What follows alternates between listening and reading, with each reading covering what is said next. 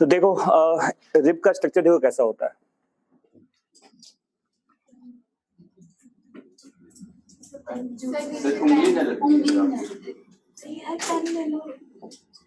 ठीक है,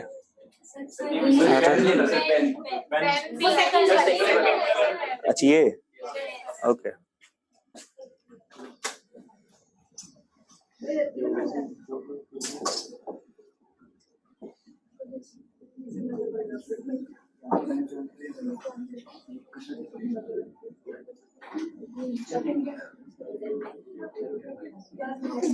देखो यहाँ पर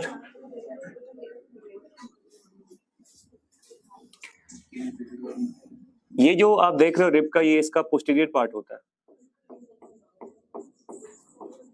पोस्टीरियर पार्ट होता है इसका, और ये इसका इंटीरियर पार्ट है।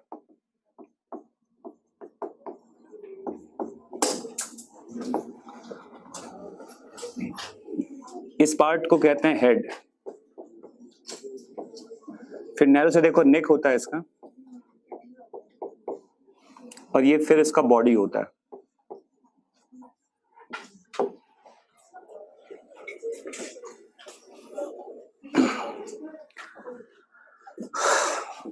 और देखो ये यहाँ पे एक दो, इसे कहते हैं डबल आर्टिकुलर सरफेस कहा जाता है। देखो डबल आर्टिकुलर सरफेस कहते हैं इसको, जो आपके वर्टिब्री से जुड़ा हुआ होता है ये, ठीक है। पोस्टीरियर पार्ट का अटैचमेंट किससे होता है? वर्टिब्री से। और एंटीरियर पार्ट का अटैचमेंट कहां से होता है बताओ? ये स्टर्नम से जुड़ा होता है, attached with sternum.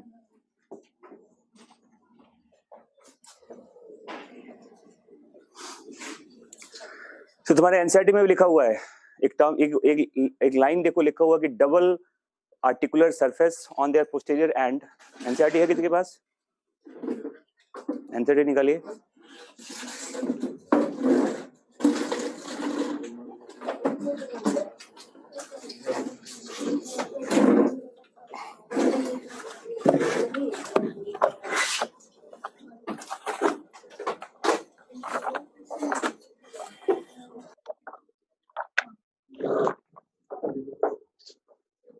Page number 310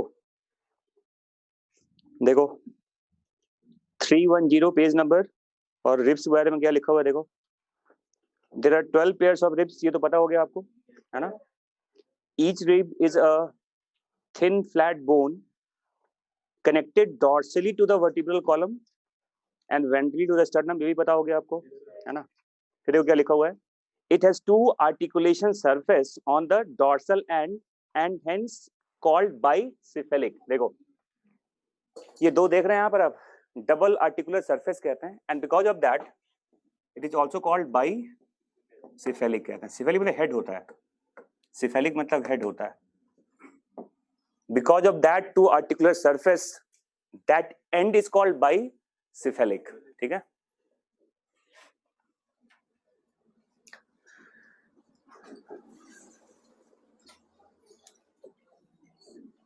तो डॉर्सल एंड पे दो आर्टिकुलर सरफेस होता है, and because of that that end is called bicephalic. Clear हो गया?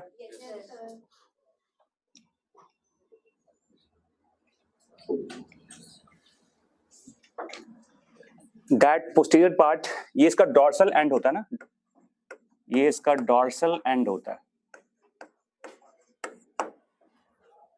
और इसका वेंट्रल पार्ट होता ही है, एंटीरियर पार्ट जो होता है इसका, ठीक है।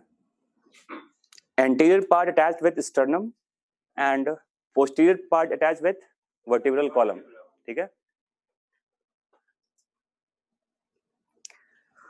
और ये याद रखिएगा, जैसे देखो 1 2 3 4 5 6 7, उसके बाद फिर से ये घटेगा, देखो 8 9 10, मतलब क्या होता है 1 to 7 जो रिब्स का साइज होगा वो क्या होगा, इंक्रीज करता है।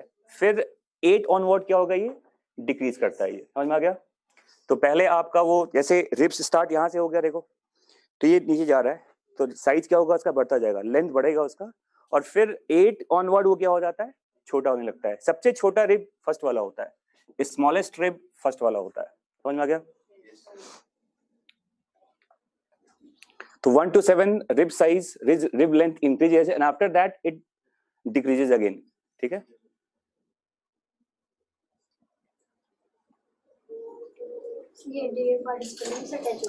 Anterior part, yes, it is attached with sternum. Anterior part sternum से लगा होता है और posterior part vertebral column से जुड़ा हुआ होता है।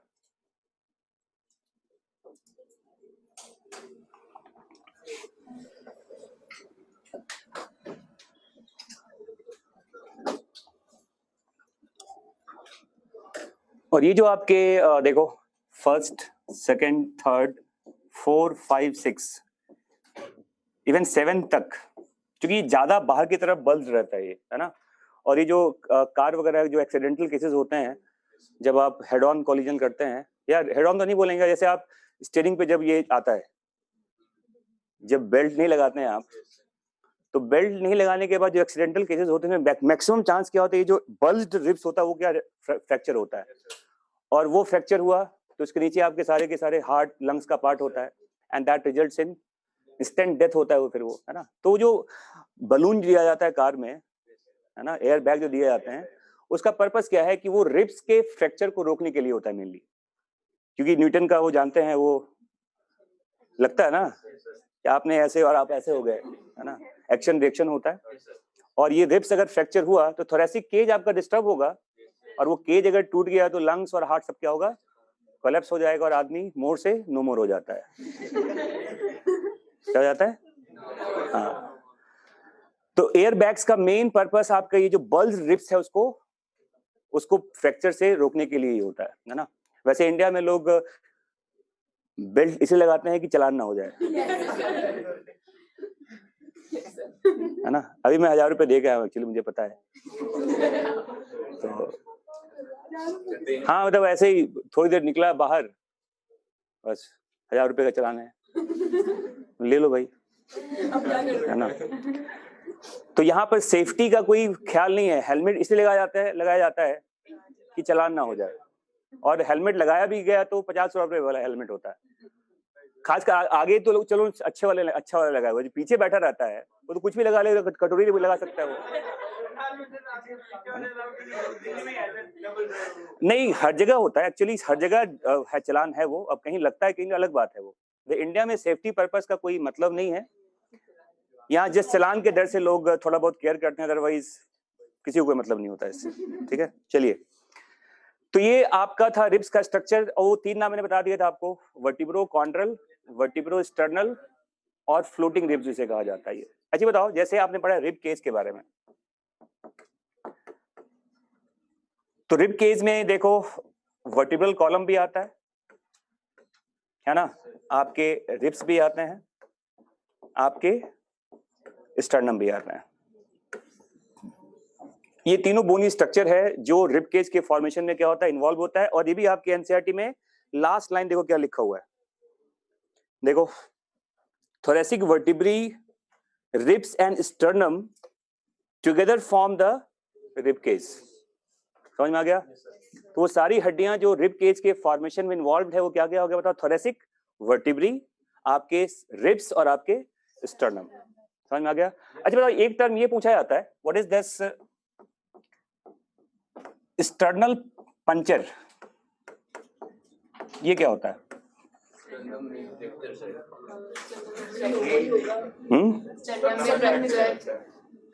लेकिन पंक्चर लिखा हुआ है। You know what is bone marrow transplant? Have you heard about that word, bone marrow transplant? कब करते हैं, किसको किया जाता है ये?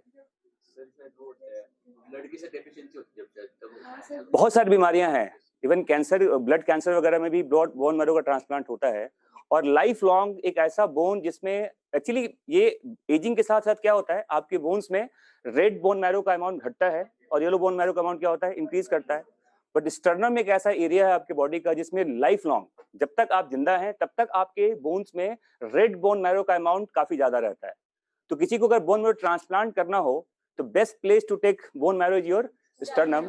तो स्टर्नम में इंजेक्शन लगाकर उसे बोन मैरो निकाला जाता है, बोन को ड्रिल करते हैं और वहां से फिर क्या निकालते हैं बताओ, bone marrow, and that event is called, इसी को स्टर्नम पंचर कहा जाता है कि स्टर्नम को पंचर करके आपने क्या निकाल लिया, रेड बोन मैरो, और किसी में ट्रांसप्लांट कर दिया आपने। तो बोन मैरो ट्रांसप्लांट के लिए जो स्टर्नम को पेनिट्रेट करते हैं या इसको ड्रिल करते हैं, that event is called sternal puncture कहा जाता है इसको। लिख लो, ये भी कहीं पे ऐड कर लीजिएगा आप। देखो ऐसा है कि ये, अब अच्छी बताओ, have you heard about open heart surgery? उसमें क्या होता है, हार्ट को नहीं काटते हैं पहले, पूरा का पूरा आपका रिब केस कट किया जाता है, आपके रिब्स कट करते हैं, हार्ट को निकाल लेते हैं टेबल पे ऐसे, हार्ट को पूरा, हाँ बाईपास की बात मैं कर रहा हूँ, पूरा हार्ट बाहर होता है और आपके बॉडी को हार्ट लंग मशीन से जोड़ देते हैं एक्सटर्नल सिस्टम के साथ, और पूरे हार्ट की सर्जरी होती है और हार्ट में जो लगाना लगा दिया फिर से उसको पहुंचा देते हैं। तो वही तो मैं कह रहा हूँ कि जो आपका बाईपास सर्जरी है उसमें हार्ट को थोड़ी चीरफाड़ कर देते हैं, नहीं चीरफाड़ वहां भी होता है, बट मेन पार्ट के आपके बोन्स को कट करके हार्ट बाहर निकाला जाता है, समझ में आ गया? तो जैसे अब कोई भी इंजरी होगा तो अपने आप उसमें रीजनरेशन तो होगा ना, ऐसा तो नहीं कि इतना बड़ा इंजेक्शन लगाते हैं स्टर्नम के अंदर, एक छोटा सा इंजेक्शन जाता होगा वो फिर अपने आप हील हो जाता है, ठीक है, समझ में आ गया? हाँ चलिए, तो अभी तक हमने पढ़ लिया पूरा का पूरा, देखो क्या, एक्सियल स्केलेटन, हमने स्कल्स पढ़ लिया, स्कल का पूरा पार्ट पढ़ लिया, facial bones, cranial bones, ear bones, hyoid bones, है ना। इसके बाद क्या पढ़ा आपने, वर्टिब्रल कॉलम, स्टर्नम और रिब्स। तो हमने क्या पढ़ लिया बताओ, एक्सियल स्केलेटन। अच्छा बताओ, जैसे आपने देखा होगा कभी फील्ड वगैरह में बापूजी की जो स्मारक मूर्ति लगी रखी होती है महात्मा गांधी की, अब वो दो तरह का होता है, एक पूरा का पूरा होता है उनका स्टैचू जिसमें डंडे के साथ होते हैं ऐसे, वो पूरा होता है, वो नीचे से ऊपर तक धोती के साथ होता है उनका, है ना। और एक कभी ऐसा देखा होगा पार्क में ऐसे रहते हैं, ना ये होता है ना ये होता है, ये भी नहीं होता है, यहीं से इसके ऊपर होता है, चश्मा जरूर होता है। तो वो जो रखा हुआ है वो क्या, उनका एक्सियल स्केलेटन है, उसमें जो जो चीज देख पा रहे हैं आप, स्कल देख पा रहे हो, उनका वर्टिब्रल कॉलम भी होगा, स्टर्नम भी होगा और रिब्स भी होगा, लेकिन पूरा जोड़ दिया, हाथ पैर लगा दिया तो वो क्या, किसका पार्ट हो गया, एपेंडिकुलर का पार्ट हो गया। तो बिना हाथ पैर का जो मूर्ति होता है वो एक्सियल है, और साथ में क्या लगा दिया, हाथ पैर, तो साथ में एपेंडिकुलर भी हो जाएगा। तो हमें क्या देखना है बताओ, एपेंडिकुलर स्केलेटन। लिखिए आगे अब,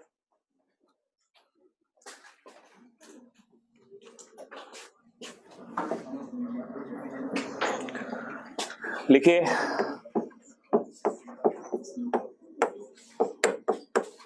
एपेंडिकुलर स्केलेटन।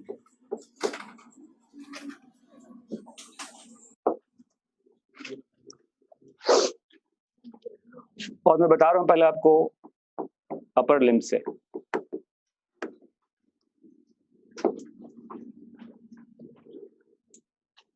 देखो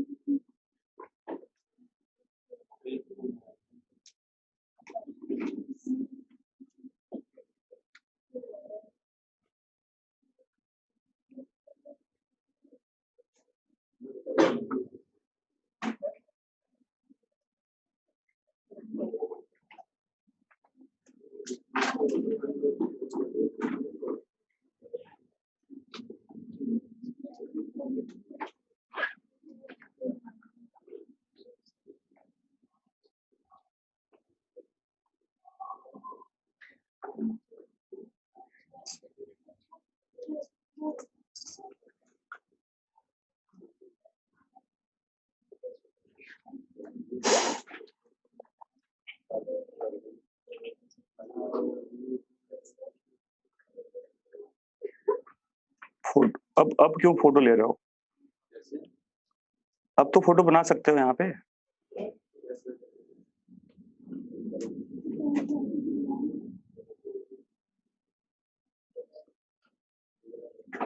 ये देखो,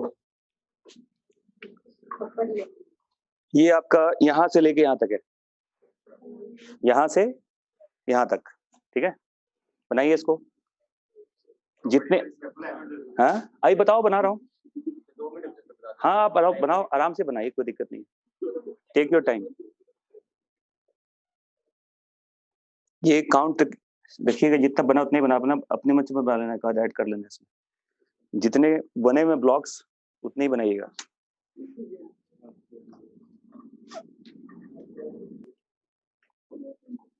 नहीं मैं मिटा नहीं रहा हूँ, कलर दूसरा कहाँ यूज होता है? अच्छा ये वाला है ना।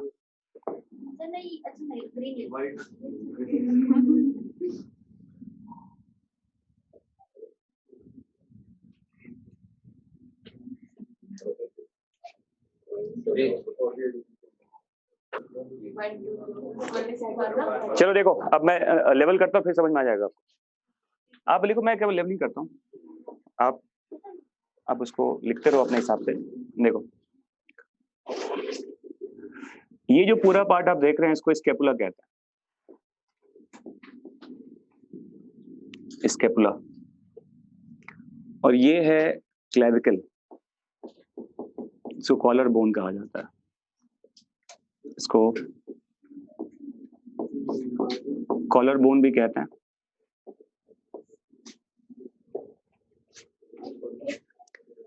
और इन दोनों के मिलने से ही पेक्टोरल गडल का फॉर्मेशन होता है। तो एक गडल में दो बोन्स हैं आपके, एक स्केपुला और एक क्लेविकल, ठीक है। स्केपुला में ये जो पार्ट आप देख रहे हो, इसको कहते हैं स्पाइन। आपने पढ़ा होगा स्पाइन इंजरी, पढ़ा ना। ये थोड़ा बल्ज पार्ट होता है, तो इस पे ज्यादा चोट लगने के चांसेस रहते हैं, ठीक है। और स्पाइन का ये जो पार्ट देख रहे हैं आप, बाहर निकला हुआ ये जो पार्ट होता है, इसे कहते हैं एक्रोमियन। क्या बोलते हैं इसको? एक्रोमियन कहते हैं इसको। स्केपुला ये पूरा पार्ट स्केपुला है, ये हड्डी और ये हड्डी, दो हड्डी के मिलने से बनता है एक पेक्टोरल गडल बनता है, ठीक है। स्पाइन आपके स्केपुला का ही पार्ट होता है, ठीक है। ये पूरा स्केपुला है। और ये रेड वाला जो पार्ट है ये आपका, हाँ ये दो मिलने से एक पेक्टोरल गडल का फॉर्मेशन होता है, ठीक है। Acromion is the end part of this spine. देखो ये जो निकला हुआ पार्ट देख रहे हो, ये वाला, ये पूरा एक्रोमियन कहा जाता है। एक्रोमियन का एक अटैच किससे बताओ? ये एक्चुअली आपका देखो, ये क्लेविकल है ना ये, तो क्लेविकल का दूसरा हिस्सा देखो, ये जुड़ा होता है स्टर्नम से। ये क्या बताओ? ये आपका स्टर्नम है। तो क्लेविकल का, कॉलर बोन का एक पार्ट तो जुड़ा होता है एक्रोमियन से, और दूसरा पार्ट जुड़ा होता है आपके स्टर्नम से, ठीक है। ये जो होता है देखो, इसको ब्यूटी बोन भी कहते हैं। क्या कहते हैं इसको? हाँ, ये थोड़ा बल्ज्ड होता है, खासकर जो अच्छे मॉडल्स वगैरह जो होते हैं, है ना, उनमें थोड़ा, चूंकि ये एक ये विजिबल बोन भी होता है। ये तो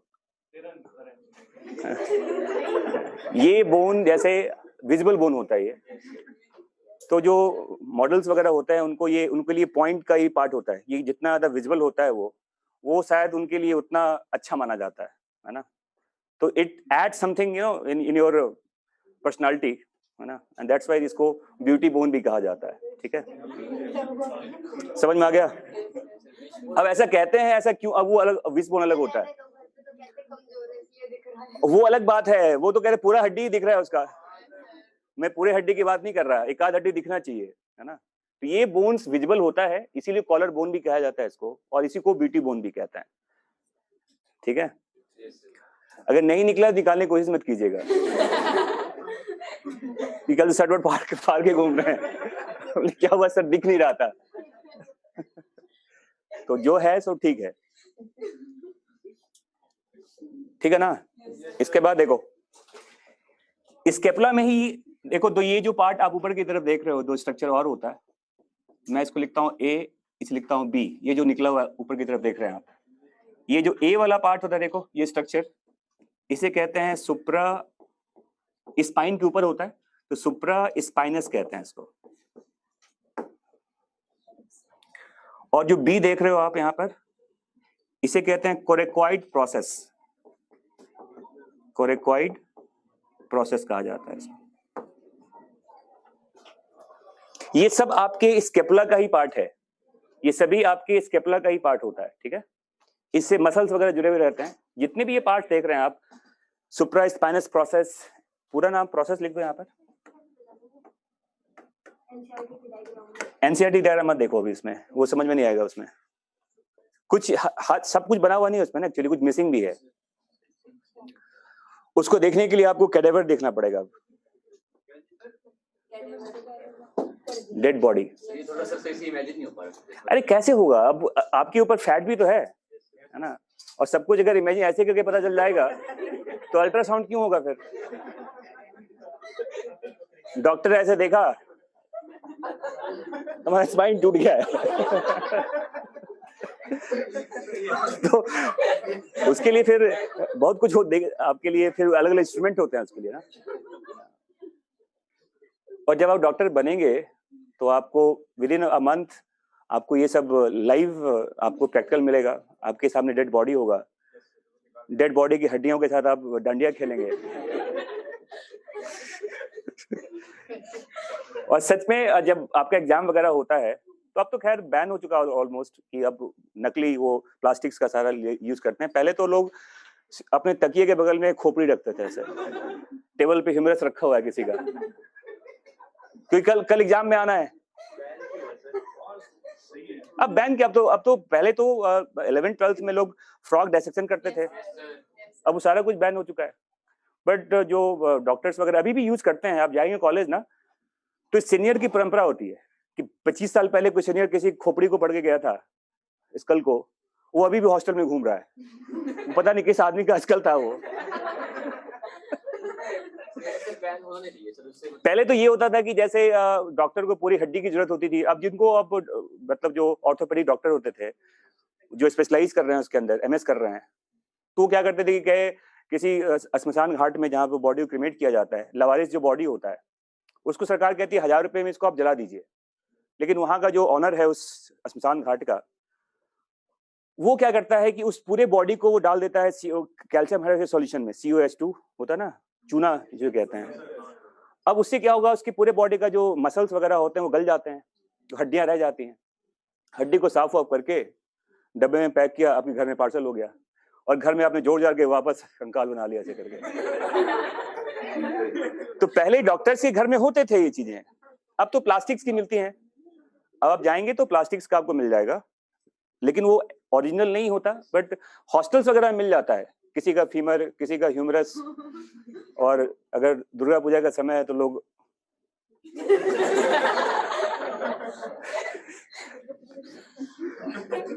तो जब आप डॉक्टर बनोगे, आप जब कॉलेज पहुंच जाएंगे तो विद इन अ मंथ ये सारी हड्डियां आपके सामने होंगी और आप आसानी से पहचानेंगे कि देखो सर ने ये बताया था, ये है, ये ऐसे है, वैसे है, वैसे है ना। लेकिन उसके लिए भी वेट करना पड़ेगा आपको, और ज्यादा नहीं। कॉलेज में एंट्री के with in a month dead bodies सारा डायसेक्शन वगैरह आप करना स्टार्ट कर देंगे। तो जस्ट इमेजिन कि आपके सामने डेड बॉडी पड़ा हुआ है, ऐसे करके देख रहा आप। और वो ग्रुप्स में होते हैं, आप लोगों का ग्रुप बनेगा, 10-15 लोगों का एक ग्रुप बनता है। अब कोई अपर लिम्ब देख रहा है, कोई लोअर लिम्ब देख रहा है ना। और जब बॉडी पूरी तरह से डिकम्पोज हो जाता है वो, तो उसको फिर खत्म कर देते हैं, है ना। तो यही है। बट लेकिन इसके लिए भी समय है आपके पास, तो फिलहाल अभी तो आप इमेजिन ही कर सकते हैं। ऐसा नहीं सर मुझे देखना है सर एक्चुअल में,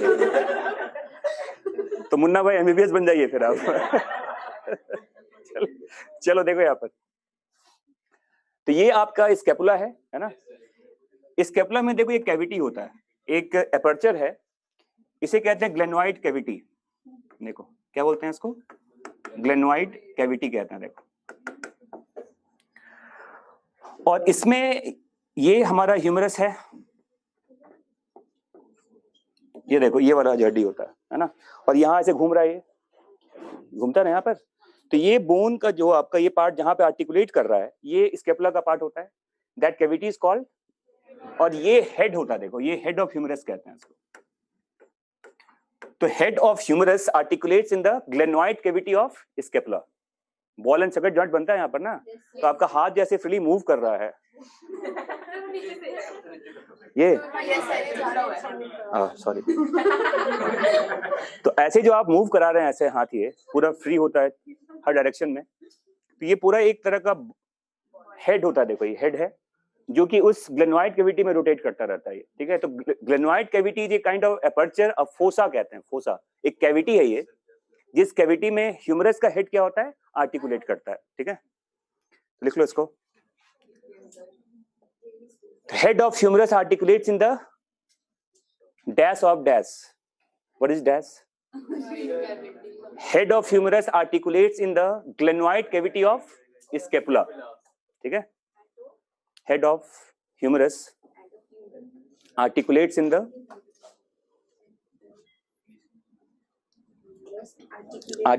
the glenoid cavity of scapula. Clear, समझ में आ गया। इसके बाद देखो ह्यूमरस में ही ये एक, ये भी यहाँ पर आप इसको फील कर सकते हैं, यहाँ पे दबा के देखो एक बल्ज सा होगा यहाँ पर, इस पार्ट पे, यहाँ पर ये इस पॉइंट पे एक वी शेप्ड स्ट्रक्चर होता है। ये अब घर पे थोड़ा अच्छे से देखना, इसको डेल्टोइड रिज कहते हैं।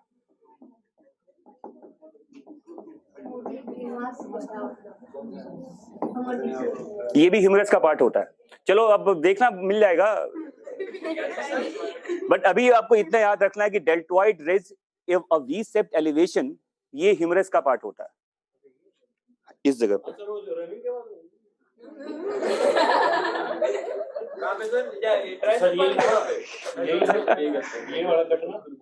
नहीं, ये तो तुम्हारा ट्राइसेप्स वगैरह होता है यहाँ पर, ट्राइसेप मसल्स की बात थोड़ी मैं कर रहा हूँ, कोई बात नहीं। चलो just remember the term deltoid ridge is a V shaped structure present in your humerus. हाँ जी, ये कैरेक्टरिस्टिक भी होता है। अगर बोन को रेंडमली पहचाना जाए, टेबल पे कई सारे बोन्स रखे हुए हैं, तो ये उसका एक आइडेंटिफिकेशन मार्क होता है कि वो वी शेप देख के पहचान सकते हो कि ये क्या, बताओ, ह्यूमरस का स्ट्रक्चर है ये, ठीक है।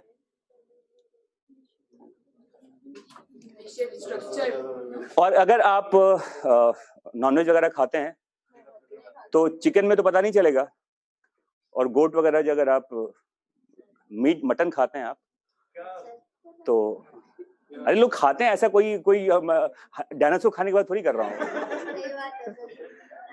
तो ये कोई अनहोनी चीज थोड़ी है। जो लोग नॉनवेज खाते हैं, अब उनके लिए वो जो बोन्स पूरा का पूरा तो मिलेगा नहीं आपको, बट अगर आप उस दुकान वाले से बोलना भैया हमको दिखाई दो, तो जैसा आपका हड्डी वैसे तो उसमें भी होता है, तो आप वहां भी देख सकते हैं, बट आपको इतना आसानी से देखने की जरूरत नहीं है, बस टर्म याद रखो। खाने के बाद देखेंगे। चलो ठीक है, यहाँ देखो, अब यहाँ देखो, ये डिस्टल एंड कहते हैं ह्यूमरस का। देखो नीचे की तरफ जो इसका डिस्टल एंड होता है, यहाँ देखो, डिस्टल एंड ऑफ ह्यूमरस, देखिए। चलो यहाँ देखो, लड़ाई करने हुए आए हो यहाँ पे, देखो ये डिस्टल एंड है। चलो देखो, इस एंड पे कई सारे स्ट्रक्चर्स हैं जिससे आपका ये रेडियस अल्ना जुड़ा हुआ होता है, ठीक है। जैसे देखो यहाँ पर मैं इसको, ये है, ये है, ये है, ये है ना, ये डिस्टल एंड किसका है बताओ, ह्यूमरस का है, जिसमें एक नाम मैं लिख रहा हूं, देखो, trochlea, trochlea capitulum,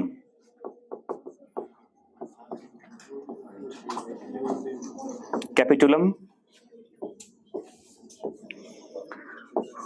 olecranon fossa,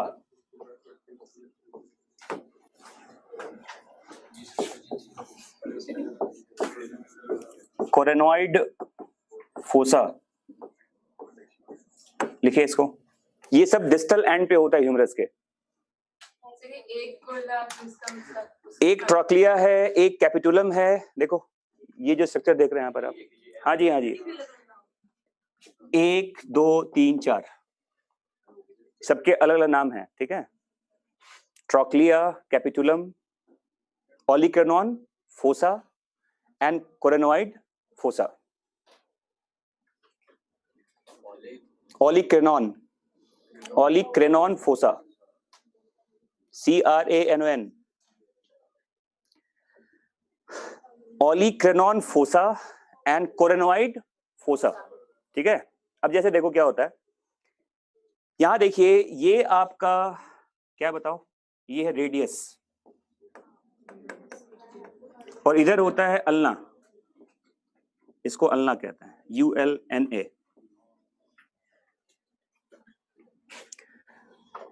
जैसे ये देखो, ये जो पार्ट है ये निकल गया ऐसे, एल्बो प्रोमिनेंस कहते हैं इसको, बल्ज होता है ना ये एक्चुअली। और इसको ऐसे फ्लैट करो, फ्लैट हो गया ना, ये कहाँ गया, ये अंदर गया ना। इसका मतलब ये है कि अंदर कोई, जैसे आप एरोप्लेन में देखते हो कि वो जो वो उसका व्हील होता है वो फिर ऐसे हो जाता है, वही चीज देखो यहाँ पर है, अभी ऐसे निकला हुआ है, फ्लैट हो गया। अब होता क्या, देखो ये जो बाहर निकला ना, ये अल्ना का पार्ट होता है, इसे कहते हैं एल्बो प्रोमिनेंस, इसी को कहते हैं ऑलिक्रेनॉन प्रोसेस। ये क्या बताओ, प्रोसेस है ये, इसी को बोलते हैं एल्बो प्रोमिनेंस। जो किसका पार्ट है बताओ, ये अल्ना का पार्ट होता है। ये देखो कैविटी में गया ना वो, उस कैविटी का नाम क्या है, फोसा कहते हैं इसको। तो fossa is a part of humerus, जिसमें क्या फिट होता है आपका, ऑलिकर्नॉन प्रोसेस, जो किसका पार्ट होता है, अल्ना का पार्ट होता है। वैसे देखो ये जो ट्रॉक्लिया है, जैसे मैंने कहा कि ये जो आपका अल्ना और रेडियस होता है, ये भी अटैच होता है आपके जॉइंट्स के साथ, देखो ऐसे। तो ये जो ट्रॉक्लिया होता है, trochlea is attached with your ulna. Capitulum की जुड़ा होता है आपके रेडियस के साथ। तो रेडियस किससे जुड़ा हुआ है, कैपिटुलम से, और अल्ना किससे जुड़ा हुआ है, ट्रॉक्लिया से। लिख लो, ट्रॉक्लिया में लिखो ऐसे, यस लिखो, इट आर्टिकुलेट्स विथ अल्ना। हाँ जी, ulna, trochlea articulates with ulna, ulna, trochlea articulates with ulna and capitulum articulates with radius.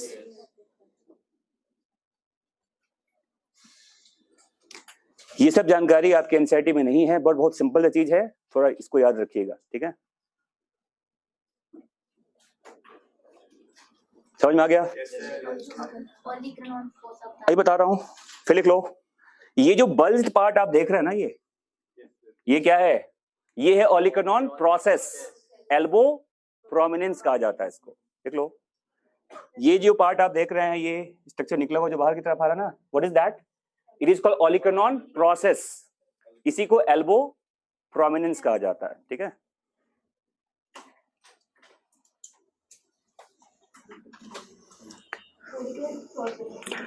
ये तो प्रोसेस है, बट ये फ्लैट होने के बाद एक कैविटी में जाएगा, and that cavity is called olecranon fossa. तो लिख लो, olecranon process fit inside the,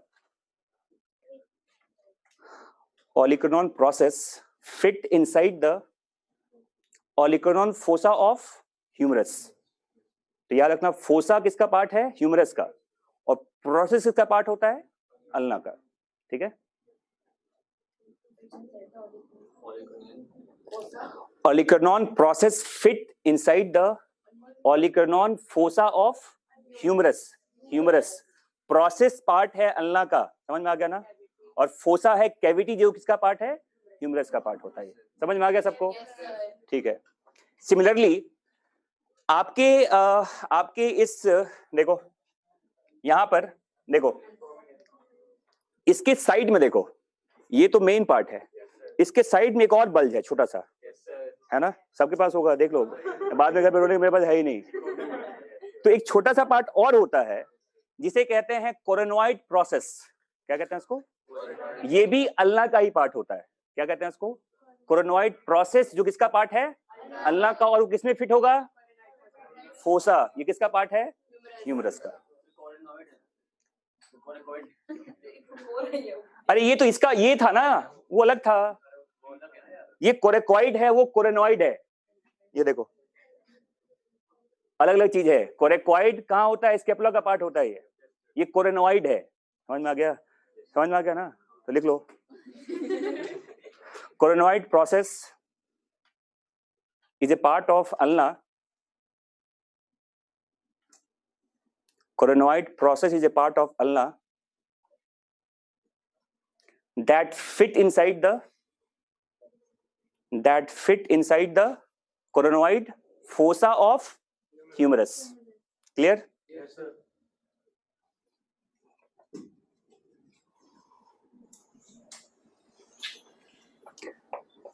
ठीक है। और याद रखना अल्ना जो होता है इसका साइज वॉल्यूम के हिसाब से भी और लेंथ के हिसाब से भी ज्यादा मास होता है इसका इन रिस्पेक्ट टू रेडियस। तो ulna is bigger than radius length wise भी और मास वाइज भी। ठीक है, लिख लेना इसको। Ulna is bigger bone than radius in the terms of length and मास।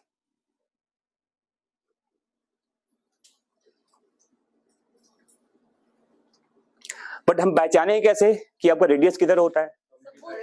तो थंब की तरफ रेडियस होता है। थंब की तरफ क्या होता है? रेडियस। अपोजिट एंड में क्या होगा उसका? तो देखो यहाँ पर ये रेडियस, देखो यहाँ थंब है ना, ये तो इस साइड में तुम्हारा क्या है? ये रेडियस है। तो थंब की तरफ जो हड्डी है वो तुम्हारा क्या है बताओ? रेडियस है।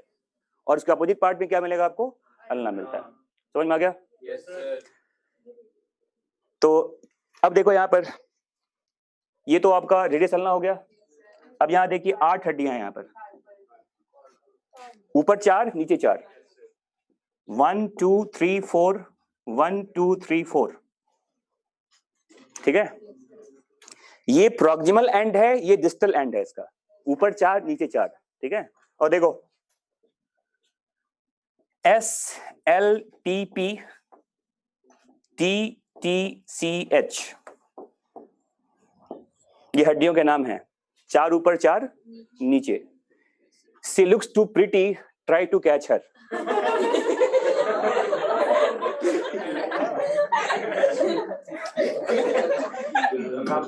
She looks too pretty, try to catch her.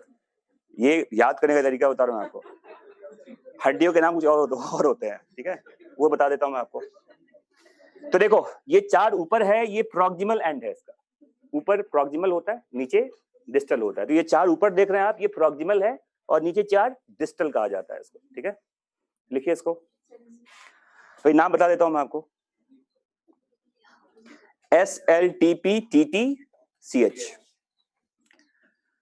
तो पहले इसको ऐसे मिटा, ये मिटा सकता हूँ? हाँ, हाथ ही मार देता हूँ। ये अच्छा है।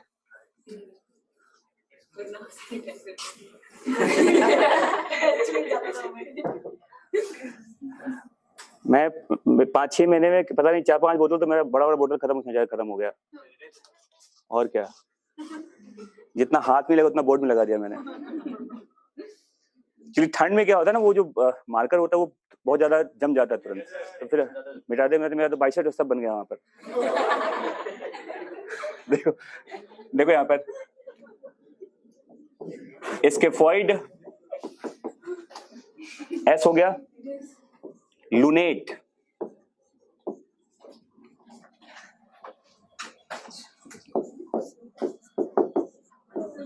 ट्रिक्विटेरम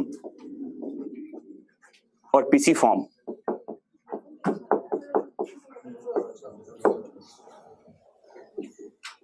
ये 4 ऊपर हो गए। इसके बाद देखो ट्रेपेजियम, हड्डियों का नाम है ये। Trapezoid, कैपिटेट and hamate.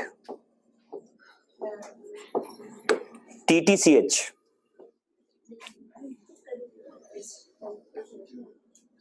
चार ऊपर 4 नीचे। ठीक है,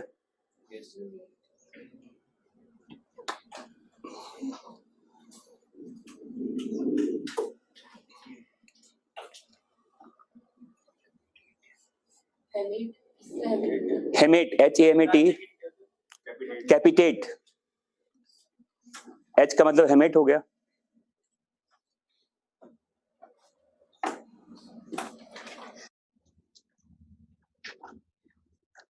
ठीक है, याद हो गया नाम। और ये देखो, एक होता है SLR, and that makes our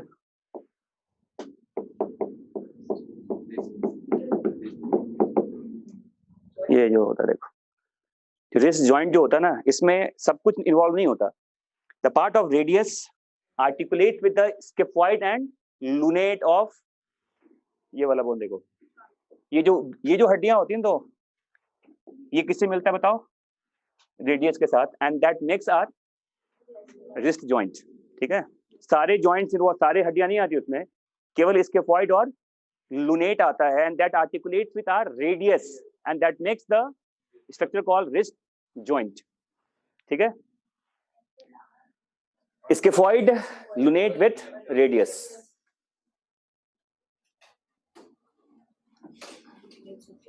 clear? तो ये सीक्वेंस याद रखिएगा, याद तो ही जाएगा, वैसे याद नहीं हो तब याद रहेगा, है ना। और देखो 1 2 3 4 5, ये क्या हो गया? Metacarpal. ये देखिए 8 ये हो गया, 5 ये हो गया, देखो इसे कहते हैं मेटा कार्पल कहा जाता है इसको।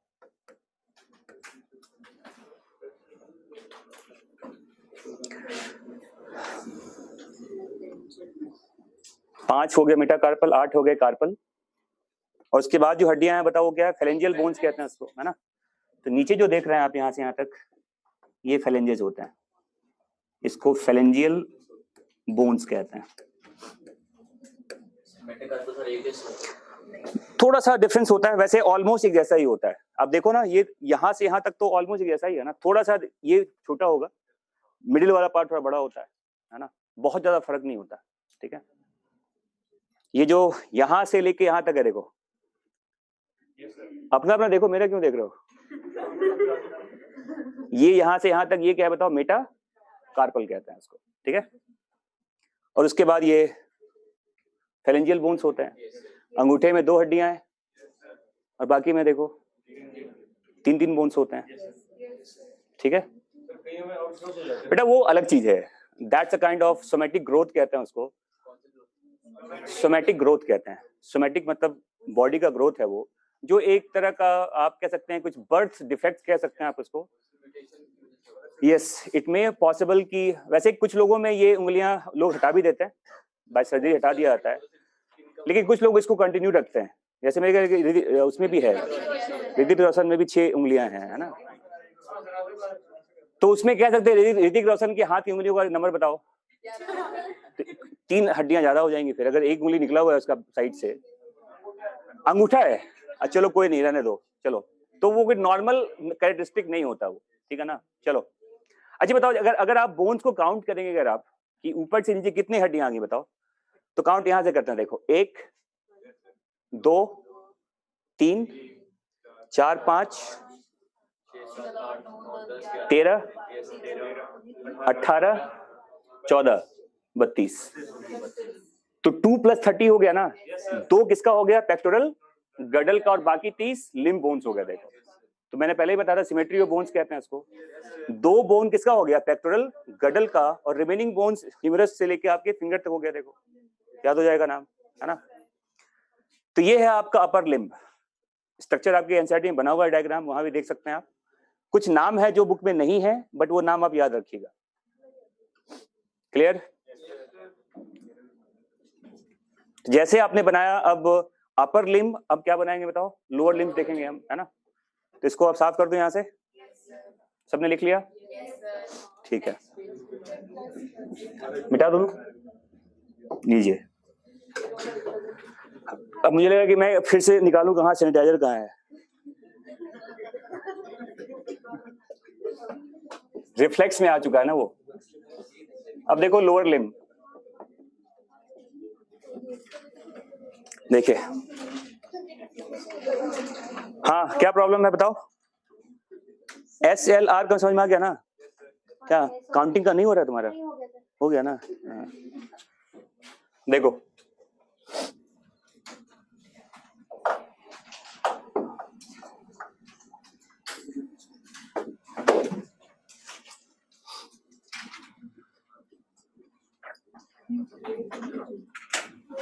अच्छा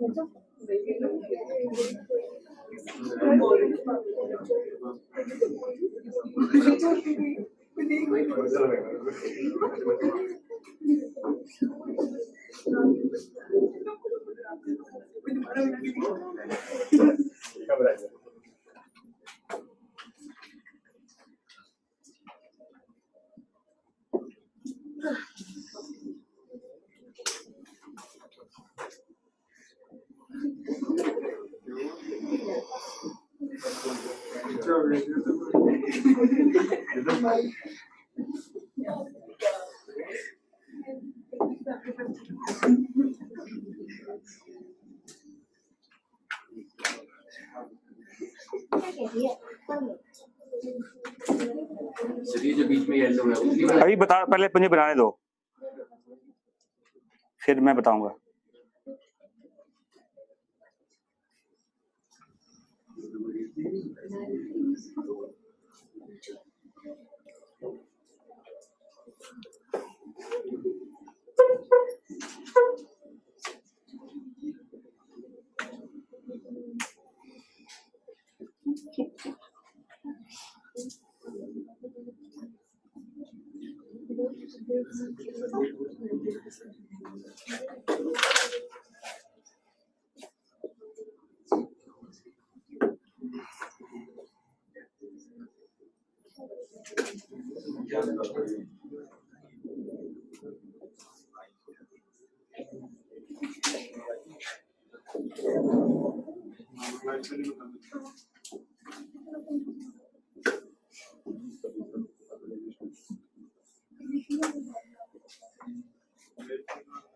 बाकी बना लेना पीछे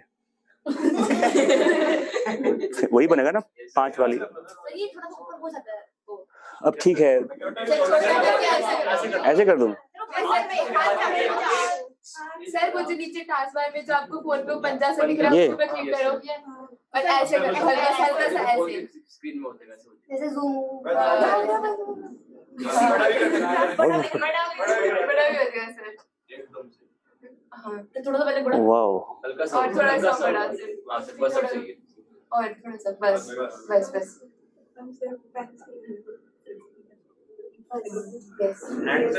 चलो ठीक है।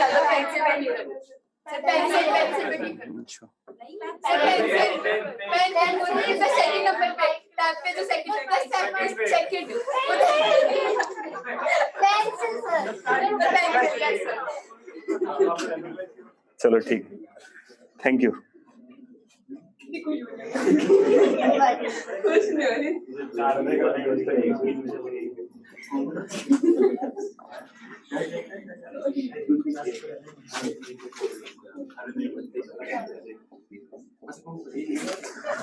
देखो ये है आपका लोअर लिम्ब, इधर भी है, मैंने एक पैरों का इंसान बनाया है, आप इधर भी बना सकते हैं। मतलब एक पैर वाला इंसान है ये, सेम उधर भी होगा, है ना? तो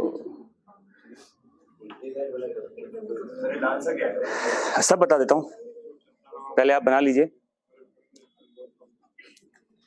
लिख दो, लेवल कर दो इसमें, आप बनाइए।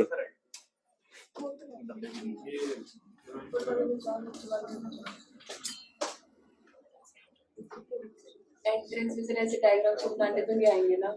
नहीं नहीं, जानने एनसीईआरटी वाले वो तो आएंगे। डायग्राम आ सकता है, ये लेबलिंग आ सकता है डायग्राम में, मतलब बना दिया जाएगा, पूछेगा ये क्या स्ट्रक्चर क्या है इसका। बोर्ड में कहाँ से आएगा? बोर्ड में 11th आएगा क्या? नहीं आएगा, नहीं आएगा।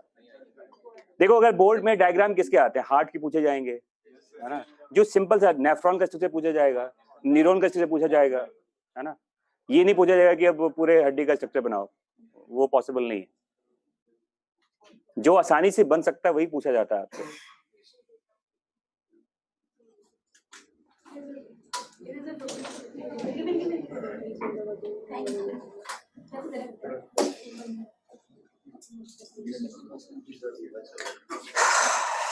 बना लिया? No sir.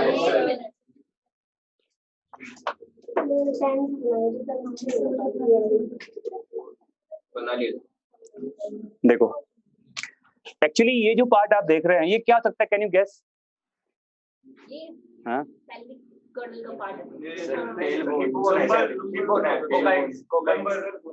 ये होता है सैक्रल बोन,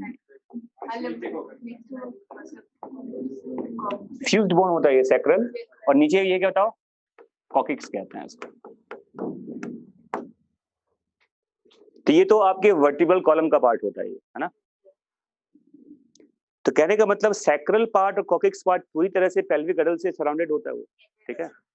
और देखो अब ये जो आप ब्रॉड सा पार्ट ऊपर देख रहे हो ये है इलियम, ILIUM, इलियम होता है, इलियम, ई नहीं होता, आई होता है, ठीक है? इसके बाद देखो ये जो नीचे देख रहे हो आप, ये इस्चियम है, इस्चियम, और ये एरिया देखिए, ये वाला पार्ट, ये प्यूबिस होता है। लेकिन बर्थ के साथ ये तीनों हड्डियां फ्यूज हो जाती है ना? और इलियम, इस्चियम, प्यूबिस एक हाफ का एक बोन बन जाता है, और इन तीनों को मिलाकर क्या कहते हैं, कॉक्सल बोन कहा जाता है। एक साइड का देखो, ये पूरा एक कॉक्सल बोन है, ये दूसरा कॉक्सल बोन है, समझ में आ रहा है?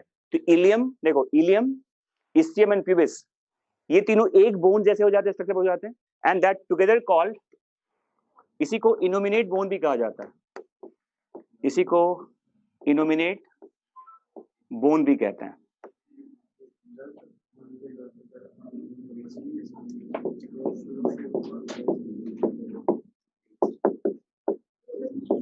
मैं क्या बोल रहा हूं कि इलियम, प्यूबिस और इस्चियम को कंबाइंड फॉर्म में क्या बोलते हैं, कॉक्सल बोन, या इसी को इनोमिनेट बोन कहा जाता है, ठीक है?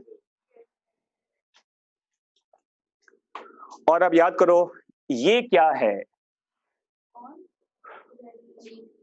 जो बीच में देख रहे हैं आप, क्या कहते हैं इसको? जहां पर मिलता है फाइब्रस कार्टिलेज। कौन सा कार्टिलेज? मैंने बताया था कि आपके बॉडी में दो जगह एक ऐसा जॉइंट है जो बहुत स्लाइटली मूव करता है, रिजिड बोन अटैचमेंट होता है वहां पर, हैव यू प्यूबिक सिम्फाइसिस? याद आ रहा है? ये मैंने बताया था आपको टाइप्स ऑफ कार्टिलेज में। अच्छा नहीं कराया? अच्छा कोई बात नहीं, अभी करा दूंगा। प्यूबिक सिम्फाइसिस कहते हैं इसको।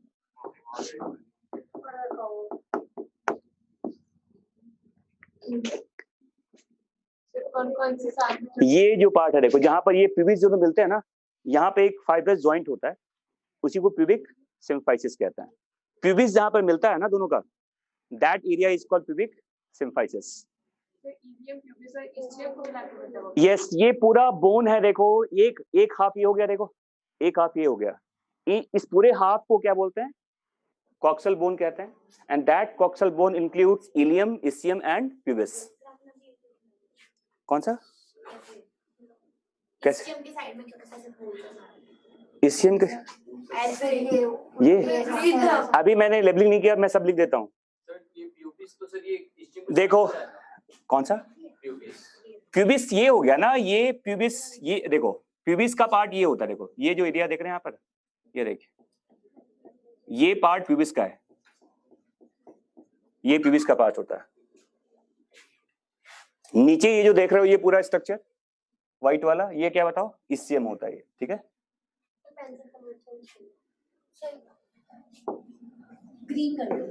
चलो ठीक है, यहाँ देखो ये जो पूरा हिस्सा देख रहे हैं आप, ये इसियम है, ठीक है? ये इसियम है, ऊपर क्या हो गया? प्यूबिस, और रिमेनिंग पार्ट क्या बताओ? इलियम होता है इसका, ठीक है? और दोनों कॉक्सल पार्ट का जो प्यूबिस जहां मिलता है वो एक फाइब्रस जॉइंट है, and that is called pubic symphysis कहा जाता है इसको, ठीक है? और देखो फाइब्रस कार्टिलेज होता है, यस। अब यहां देखो इलियम, इसियम, प्यूबिस, देखो ये इलियम है ऊपर, ये इसियम है, और ये प्यूबिस का पार्ट है। ये तीनों जहां पर मिलते हैं वहीं पर ये कैविटी बनता है, देखो ये वाला स्ट्रक्चर, ये जो ग्रीन वाला पार्ट आप देख रहे हो ना, ये स्ट्रक्चर जैसे एक कैविटी देखा था आपने, कहां बताओ? स्कैपुला में, क्या नाम था? Glenoid cavity. यहां इस कैविटी को एस्टेबुलम कहा जाता है। देखिए ये इक्विवेलेंट किसके बताओ? जैसे आपके अपर पार्ट में क्या था? ग्लेनोइड कैविटी, उसी का इक्विवेलेंट पार्ट नीचे क्या बताओ? उसको एस्टेबुलम कहता है, ठीक है? तो ये समझ में आ गया होगा कि ये कौन सी हड्डी है? ये फीमर है आपका, ये आपका फीमर है, ये फीमर का हेड है, जिसमें हेड घूमता है। फीमर का हेड, ये देखो गोल वाला पार्ट जो देख रहे हैं वो फीमर का क्या बताओ? हेड होता है। ये पार्ट फीमर का नेक होता है। फिर देखो ये जो पार्ट देख रहे हो ये नेक है इसका, और ये इसका बॉडी होता है। देखो ये लंबा सा पार्ट क्या है इसका? बॉडी कहता है।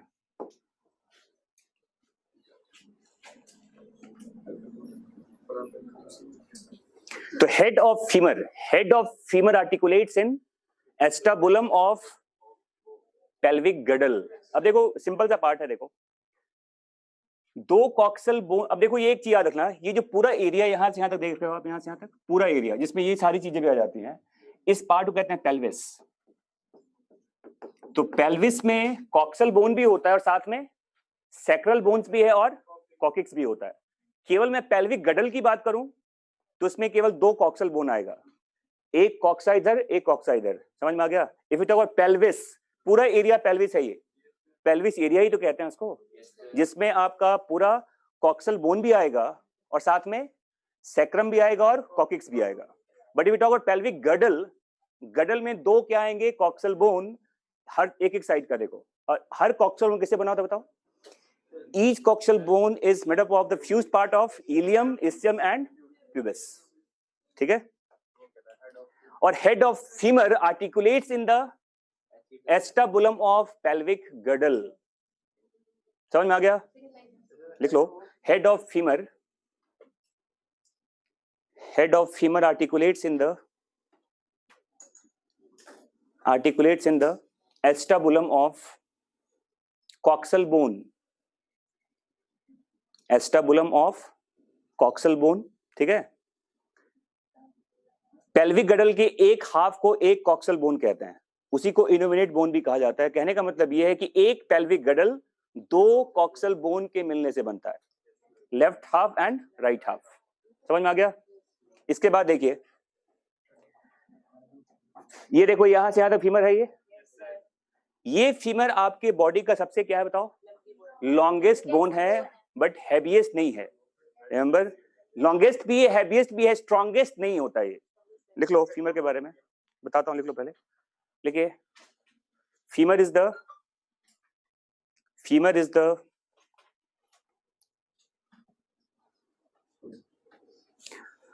longest and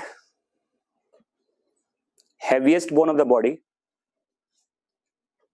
longest and heaviest bone of the body। और एक याद रखना कि फीमर का जो एक पार्ट, अगर आप ये जो एरिया होता है ना, एक बल्ज बोन आप फील करेंगे, है ना? ये देखो, ये वाला पार्ट है, इसको कहते हैं ट्रोकेंटर कहते हैं। देखो, इसे कहते हैं ट्रोकेंटर।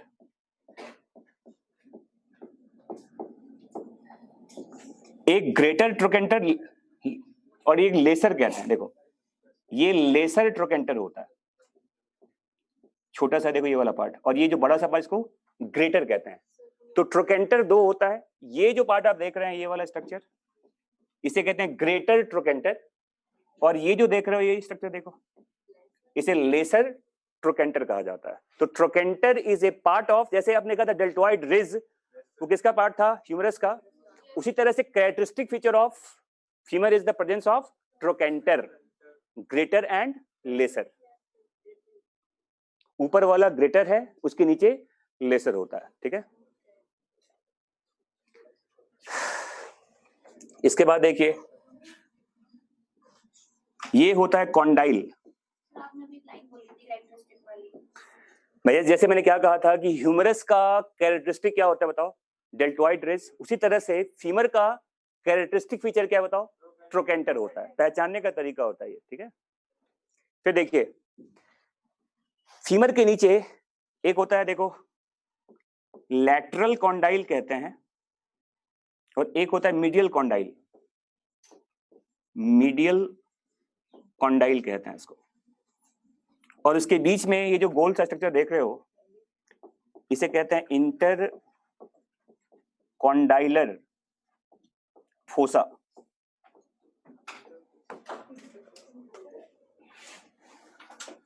फीमर के डिस्टल एंड पे lateral condyle and medial condyle, और इसके बीच में क्या है बताओ?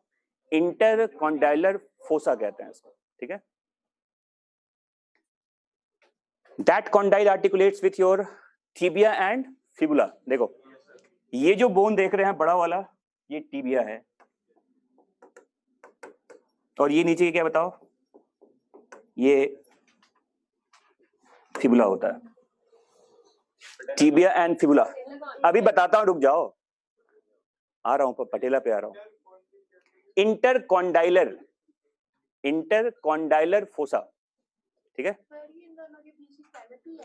ये, हाँ देखो, ये देखो, ये निकल गया बाहर। ये आप अपने, मैं सामने दिखा देता हूँ, करंट कहाँ जा गया इसमें। ये देखो, ये वाला पार्ट, ये आपका पटेला है। स्ट्रेट गया, फ्लैट हो जाता ना ये, तो वो एक कैविटी में एंटर हुआ ये, तो जिस कैविटी में चला गया उसी का नाम इंटरकॉन्डाइलर फोसा होता है। और उसमें जो गया वो आपका नी कैप है, जिसको क्या बोलते हैं? पटेला कहते हैं। कहने का मतलब देखो यहाँ पर स्ट्रक्चर, ये देखिए, ग्रीन, ये वाला, चलो कोई बात नहीं, ये कर लेते हैं। ये देखिए यहाँ पर, इसके अंदर ये जो बोन फिट हो गया, देखो गोल गोल, है ना, दैट इज कॉल्ड पटेला, जिसको नी कैप भी कहा जाता है। ठीक है, ये पटेला इसी कॉन्डाइलर फोसा के अंदर होता है।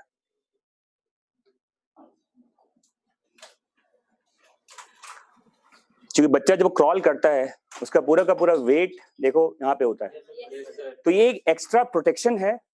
क्योंकि आप दौड़ना तो सीखते हैं ना, पहले आप रेंगना सीखते हैं, पहले क्रॉल करना सीखते हैं ना, तो ये जो पार्ट अगर नहीं होगा तो सोचो आपका जॉइंट्स वहां पे कितना ज्यादा डैमेज हो जाएगा, ये है ना। तो एक प्रोटेक्शन है आपकी जॉइंट्स का, ये नी के जॉइंट्स का जो प्रोटेक्शन होता है ना, दैट पटेला, है ना। अदरवाइज सोचो अगर आपका ये नहीं होता, केवल हल्का सा अटैचमेंट होता, केवल यहाँ पे जॉइंट जुड़ा होता, आप फुटबॉल ऐसे मारते, बॉल उधर, सर यहाँ पे, तो एक पार्ट यहाँ पे रुक जाता ना, करिए ये रुक गया, देखो इसके आगे तो मूव नहीं करता है, ज्यादा ऐसे तोड़ना पड़ेगा फिर आपका पैर आपको ऐसे। तो ये आपके जॉइंट्स का एक एक्स्ट्रा प्रोटेक्शन होता है, समझ में आ गया? तो ये काउंट होता है, ये बोन्स काउंट होता है एक्चुअली, ये कोई छोटा मोटा बोन नहीं है, बोन तो छोटा ही है बट ये काउंटिंग में आता है, 30 जब काउंट करते हैं ये भी इसमें काउंट होता है ना। फिर देखो अब देखो इसके नीचे आपका टिबिया फिबुला होता है, टिबिया बड़ा बोन है और आपके बॉडी का स्ट्रॉन्गेस्ट बोन होता है, याद रखिएगा, tibia is the strongest bone of the body, लिख लेना इसको, टिबिया को स्ट्रॉन्गेस्ट बोन कहते हैं।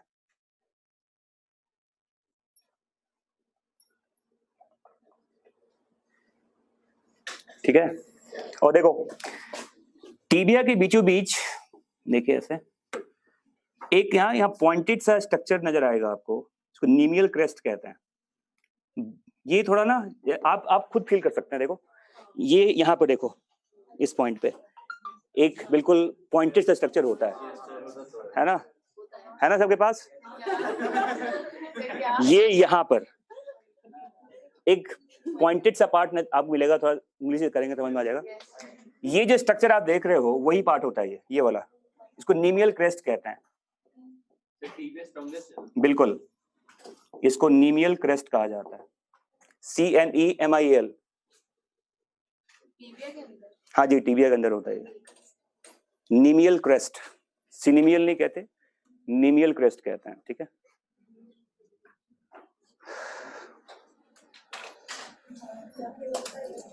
समझ में आ गया? Yes, sir. और टिबिया में देखो आपके गाइड में, जो भी आप गाइड सॉल्व करते हैं, आप किसी क्वेश्चन में रूबरू होंगे, वहां पर जैसे क्वेश्चन ये पूछा जाता है कि आपकी टिबिया में काफी लार्ज एपर्चर नजर आएंगे आपको इस तरह से, इसको न्यूट्रिएंट फोरामेन कहा जाता है, न्यूट्रिएंट फोरामेन कहते हैं इसको। ये टिबिया में होता है, ये टिबिया का ही पार्ट है। एक्चुअली क्या होता है, जैसे मैंने कहा टिबिया में ब्लड सप्लाई काफी ज्यादा होता है, स्ट्रॉन्गेस्ट बोन है तो इसके लिविंग सेल्स को काफी ज्यादा ऑक्सीजन की जरूरत होती है, खाना भी चाहिए होता है इसको, तो प्रोमिनेंट ब्लड वेसल्स के अपर्चर होते हैं, क्योंकि ब्लड के थ्रू तो एंट्री होगी वहां पर, तो जो ब्लड वेसल्स का एक प्रोमिनेंट अपर्चर है जहां से ब्लड वेसल एंटर करेगा, that opening is called, that cavity is called nutrient. वैसे ये सभी हड्डियों में होता है बट ये सबसे ज्यादा प्रोमिनेंटली विजिबल कहां है बताओ? टिबिया में होता है। तो nutrient foramen is most visible in the part of tibia, समझ में आ गया? और ये होता है site of entry of blood vessels कहते हैं इसको, site of entry of blood vessels कहा जाता है इसको। Nutrient foramen is most visible, most developed in your tibia, site of entry of the blood vessels. Clear? समझ में आ गया? इसके बाद देखिए टिबिया फिबुला के नीचे 4-3 का नंबर होता है, 4 ऊपर 3 नीचे, देखिए 1 2 3 4 5 6 7, 7 ही है ना। ये कौन सा बोन है? टार्सल कहते हैं। देखो तो ये आपके टार्सल हैं, देखिए टार्सल,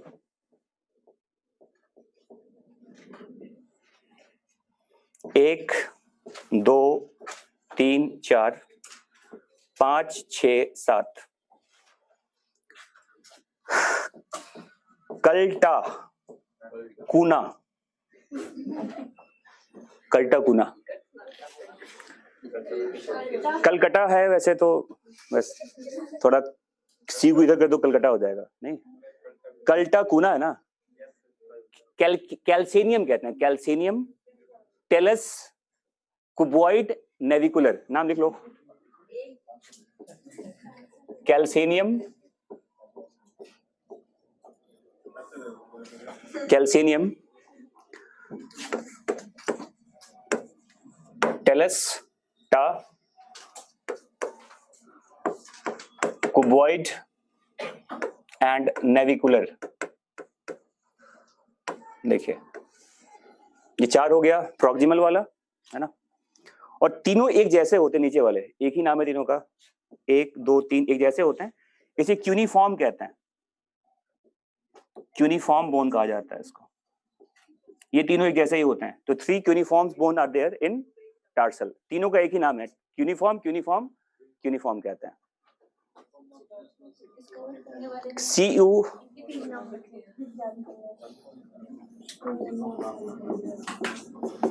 क्यूनिफॉर्म।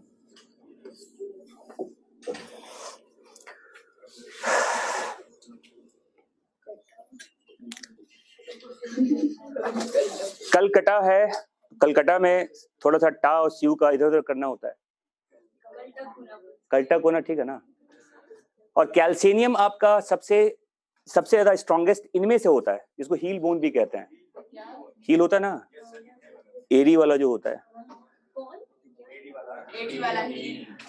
अरे हील, इसी को कहते हैं कैल्शियम को, तो कैल्शियम को हील बोन कहा जाता है, ठीक है। और ये सबसे स्ट्रॉन्गेस्ट है इन सब में से, मैक्सिमम बॉडी वेट इस पे आता है।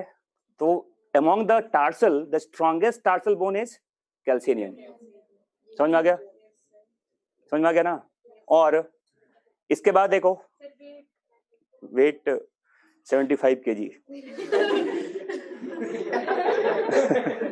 थोड़ा कम बताया, ज्यादा ही है, चलिए।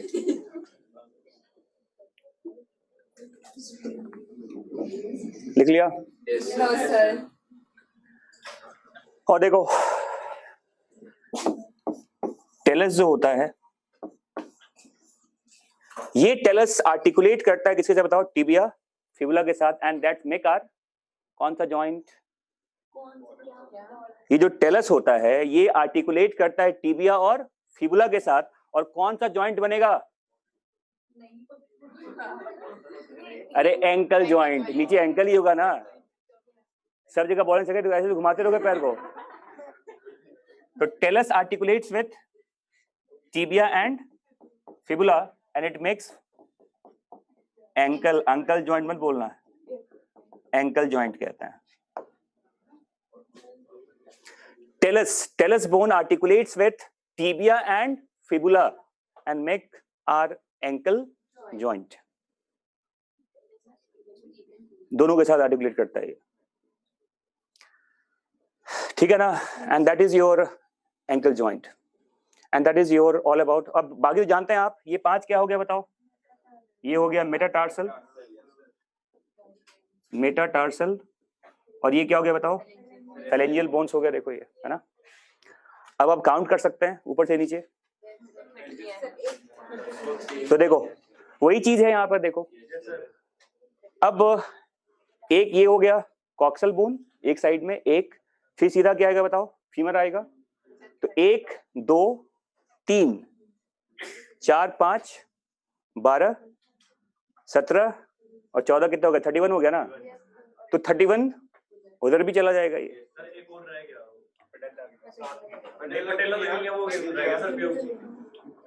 क्या रह गया, हमने क्या बताया था, अरे ये बताओ आपके लोअर लिम्स में 30 प्लस एक ही तो होता है, अरे कॉक्सल बोन तो 2 ही हुए ना, लिम्स में 30 ही होगा ना, तो इसको हटा दो यहाँ से, इस पूरे पार्ट को, तो यहाँ से यहाँ तक कितना होगा, 30 हो जाएगा, क्या दिक्कत है। पेक्टोरल गडल में 2 हड्डियां थी ना, 2 2 4 था वहां पर, यहाँ तो पेल्विक गडल में 2 ही बोन है ना, there are 2 coxal bone only. तो पेल्विक गडल में 2 था और पेक्टोरल गडल में 2 दूनी 4 था, इधर भी था इधर भी था ना। पेल्विक गडल एक ही होता है, पेक्टोरल गडल 2 होते हैं बस, यस कहते हैं।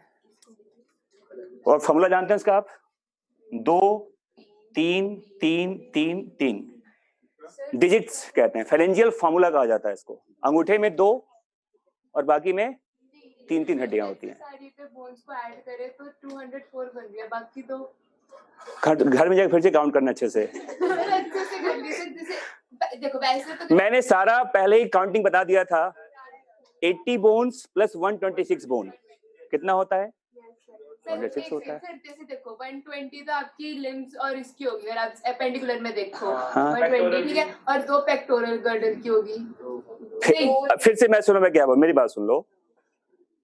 एक्जियल बोन्स में 80 है, हाँ चलिए खत्म हो गया। एपेंडिकुलर में दो तरह के बोन्स थे, गडल बोन्स एंड लिम्ब बोन्स। गडल दो तरह के हो गए, पेक्टोरल गडल एंड पेल्विक गडल।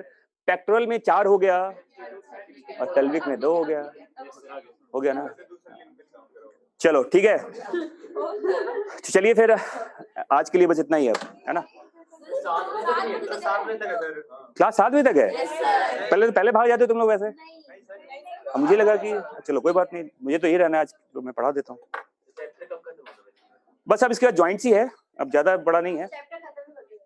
नहीं, थोड़ा बीमारियां वगैरह भी है इसमें, तो इतनी जल्दी खत्म हो गई, क्या करना है ना? चलो यहाँ देखो, ये समझ में आ गया? चलिए तो अब ये हटा दो यहाँ से अब। चलो ठीक, जल्दी करो। कौन सा डिजीज? हाँ क्यों नहीं करेंगे? अरे पहले से कराया नहीं हुआ सर, हमें क्यों नहीं करवाई नहीं, बल्कि और ज्यादा। चलो कोई बात नहीं, जो जो नहीं हुआ सब हो जाएगा, डोंट वरी। हो गया ना? चलिए चलो यहाँ देखो, अब आते हैं हम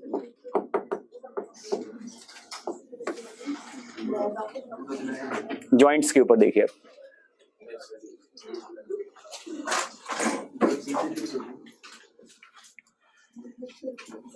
देखो, तो ह्यूमंस बॉडी में जॉइंट 3 तरह का होता है। देखो, वन इज कॉल्ड इमूवेबल और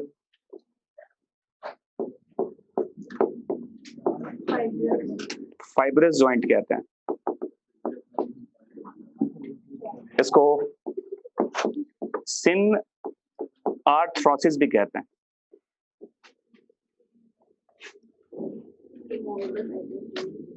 समझ में आ गया? इमूवेबल और फाइब्रस और सिन आर्थ्रोसिस, ठीक है। इसके बाद देखो, one is called slightly movable. 3 तरह का होता है, स्लाइटली मूवेबल, और इसको कार्टिलेजिनस जॉइंट कहा जाता है। और एक होता है, इसको कहते हैं फ्रीली मूवेबल, फ्रीली मूवेबल, और इसी को साइनोवियल जॉइंट कहा जाता है।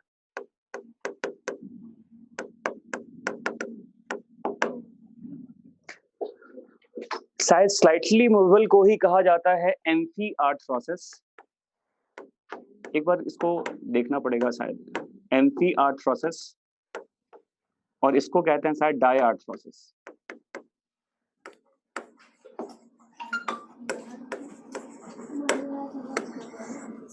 रुक जाओ,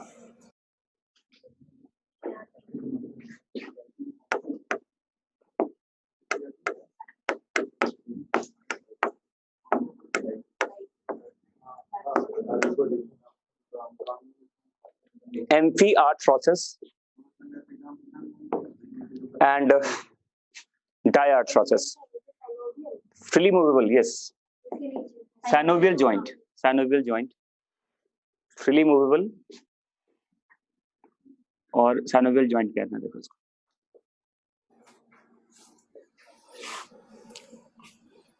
समझ में आ गया? अभी तो समझ में आ गया कि एक जॉइंट पूरी तरह से फिक्स होता है, एक स्लाइटली मूव करता है, और एक पूरा का पूरा मूव करता है। फ्रीली मूवेबल कहते हैं इसको।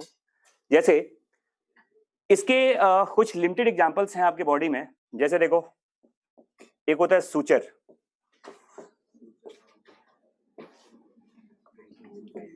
एक कहते हैं गैम्फोसिस,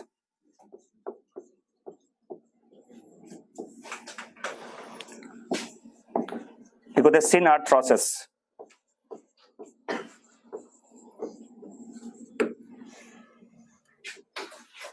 ये तो हो गया ना, ये तो यहाँ पे आता है। जो ये कुछ और होता है, एम्फी आर्थ्रोसिस, गैम्फोसिस, सिंडेस्मोसिस कहते हैं, सॉरी, सिंडेस्मोसिस, सिंडेस्मोसिस, गैम्फोसिस एंड सिंडेस्मोसिस। तो ये 3 तरह के फाइब्रस जॉइंट हैं हमारे बॉडी में जो बिल्कुल फिक्स होते हैं, इनमें कोई मूवमेंट नहीं होता। जैसे देखो, आपके ब्रेन में, आपके क्रेनियम के अंदर 8 हड्डियां होती हैं, है ना, और इस सारी हड्डियां एक दूसरे से बहुत रिजिडली अटैच्ड होता है। तो क्रेनियम के बोन का जो जॉइंट्स होता है, दैट इज कॉल्ड, उसी को सूचर कहते हैं। तो लिख लो, क्रेनियल जॉइंट जो होते हैं, क्रेनियल जॉइंट्स, क्रेनियल जॉइंट्स को ही सूचर कहा जाता है। बोन ऑफ क्रेनियम, है ना, attached very tightly with each other, and that attachment is called suture. A fibrous joint is there, बिल्कुल नहीं हिलता वो, है ना।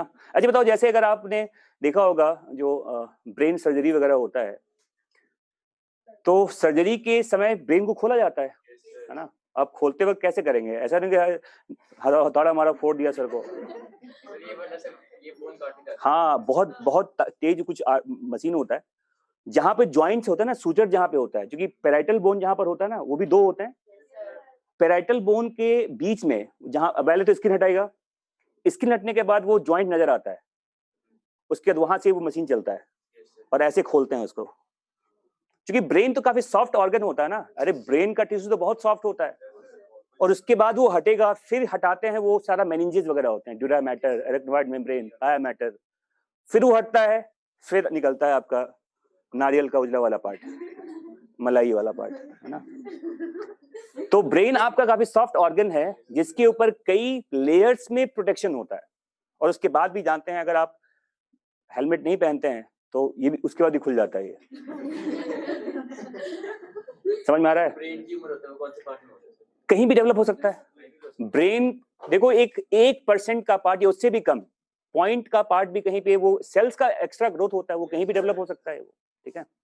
और brain surgery, neuro surgery is a very most one of difficult surgery कहा जाता है उसको, क्योंकि ब्रेन को खोल रहे हैं आप। एक नर्व का पार्ट कहीं इधर से उधर हो गया, पता चला कि आंख सही हो गया, कान खराब हो गया आपका, हाथ में पैरालिसिस था वो ठीक हो गया, पैर पैरालाइज हो गया। तो neuro surgery is the most difficult surgery, और मुझे लगता है कि जो आपका दिल्ली एम्स है, इंडिया का वन ऑफ द बेस्ट, अगर न्यूरो सर्जन्स की बात करें तो वहां पर हैं, और सबसे अच्छी पढ़ाई भी होती है न्यूरो सर्जरी की। वैसे तो पीजीआई चंडीगढ़ में भी होता है, बट ज्यादा अच्छा माना जाता है उसका। बट बड़े गिने चुने 5, 6, 2-3 सीट्स होते हैं उसमें, पूरे ऑल ओवर इंडिया में। हाँ, 2-3 सीट ही होता है, और क्या। अगर एम्स में देखो तो एमएस जो करते हैं न्यूरो में, यही सीट होता है, 2-3। और वो जो बहुत अच्छे जिनका रैंक्स आता है पीजी वाले कोर्स में, कुछ लोगों का पैसा नहीं होता है मुझे सर्जन बनना है, कुछ को पैसा होता है कि नहीं मुझे बिल्कुल आसान सी लाइफ जीनी है। दे ऑप्टेड रेडियोलॉजी वगैरह, जानते हैं आप कि एक्सरे और ये वो कुछ नहीं करना है, सब काम मशीन करता है, साइन करना होता है केवल वहाँ पे, और इतना पैसा आता है उसमें। तो आजकल लोगों का वो फेवरेट स्पेशलाइजेशन होता है रेडियोलॉजी। बट जो सर्जन बनना चाहते हैं, इनके फादर मान लो ऑर्थोपेडिक्स हैं, तो बेटा भी ऑर्थो भी बनेगा। तो उनका तो एक धर्रा बना होता है कि पापा का वेल स्टेब्लिश्ड एक क्लिनिक है, हॉस्पिटल है, और पापा अगर अच्छे ऑर्थोपेडिक्स हैं तो बेटा भी वही बनेगा। तो उनका तो एक सिस्टम है कि उसको वही करना है। समझ में आ रहा है? लेकिन जो अगर आपको पैशन है उसका कि नहीं मुझे तो न्यूरो सर्जन बनना है, तो आपको बहुत ज्यादा अपने ऊपर कंट्रोल चाहिए। पहले हाथ दर्द हो रहा है। Neuro surgery is the most difficult task. चलिए, तो ब्रेन को खोलते हैं, सूचर को कट किया जाता है, फिर खोल के सारा चीज ठीक ठाक करके फिर सेट कर दिया जाता है उसको, ठीक है। चलिए, इसके बाद देखो, तो ये 3 है। देखो, ये तो हो गया ब्रेन का, क्रेनियम का हो गया पार्ट। अब देखिए दांत जो होता है आपका जो टीथ है, आप जानते हैं वो एक जॉ के सॉकेट के अंदर होता है, और उसका अटैचमेंट भी उसी तरह से होता है जैसे आपके ब्रेन का अटैचमेंट होता है, वो भी बड़ा स्ट्रांगली जुड़ा हुआ रहता है। जो रूटेड टीथ होता है ना, root that enters in the alveoli of your jaw के अंदर ना कैविटी होता है, उसको एल्वियोलाई कहते हैं। लोअर जॉ में, अपर जॉ में भी होता है ये, और उसके अंदर फिर जो रूट का पार्ट अटैच्ड होता है वो भी स्ट्रांगली जुड़ा हुआ होता है, and that attachment is called gomphosis कहा जाता है इसको। तो लिख लो, root of tooth,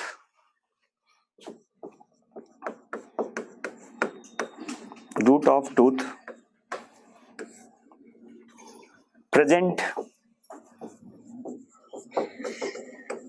inside the jaw socket, इसे कहा जाता है गैम्फोसिस। समझ में आ गया? अदरवाइज अगर नहीं होगा, पता चला कैसे मुक्का नहीं, कुछ हार्ड बोन, अगर आप कुछ नॉनवेज खाते हैं, अगर आप गन्ना देखो, अब मुझे नहीं लगता कि आप में से बहुत लोग गन्ना खा भी सकते हैं, या कभी खाया ही नहीं होगा अभी तक, या फिर वो लोग देखकर कैसे होगा यार, अब तो जूस पी लेते हैं। तो पहले के लोगों का अलग तरीका था, मशीन इतना था नहीं, तो लोग सुबह सुबह ऐसे ही 3-4 गन्ना जूस जाते थे। अब तो लोगों की हैबिट है, सब कुछ मशीन मिलता है, लोग केले का जूस पीते हैं। बताओ मिल्क से क्या होता है और बनाना से क्या होता है? अच्छा बताइए, आप अनार का जूस पीते हैं ना? एप्पल का जूस पीते हैं कि नहीं? मिलता तो है ना। ये एप्पल और ये जो आप गुआवा या फिर आप अगर आप, हाँ, ये जूस पीने के लायक है क्या? हाँ। लेकिन पीते हैं ना लोग, रियल का आता है।